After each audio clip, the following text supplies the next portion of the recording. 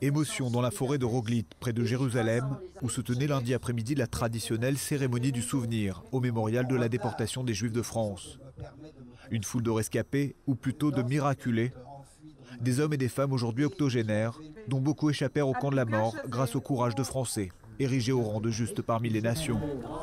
Leurs descendants ont pu les rencontrer pour la première fois en Israël.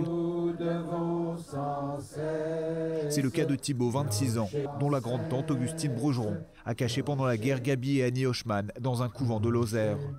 Les voici réunis pour témoigner. Sa grande-tante n'a pas seulement sauvé ma sœur et moi, mais elle a permis la naissance de mes filles, de mes 2 filles et de mes 4 petits-enfants. Et ça fait beaucoup de monde. Je connais depuis un petit bout de temps l'histoire, mais rencontrer les gens et mettre un visage sur des noms, il n'y a rien de plus fort, et encore plus quand cette rencontre a lieu en Israël, dans un pays aussi chargé en émotions pour nous. Et... de dire que nous partons dans un endroit inconnu. Pendant cette commémoration, des survivants ont lu les dernières lettres de déportés avant leur départ dans des wagons. Et pour mieux porter le souvenir de ce que la barbarie a emporté, les plus jeunes ont pris le relais. Tandis que les survivants de la Shoah se font moins nombreux chaque année, l'ancienne ministre Nicole Gage s'attelle à sensibiliser les nouvelles générations. Ce voyage de descendants de Justes qu'elle organise en est à sa 5e édition. Elle considère que ces jeunes qui l'ont accompagnée en Israël doivent être les nouveaux ambassadeurs de la mémoire.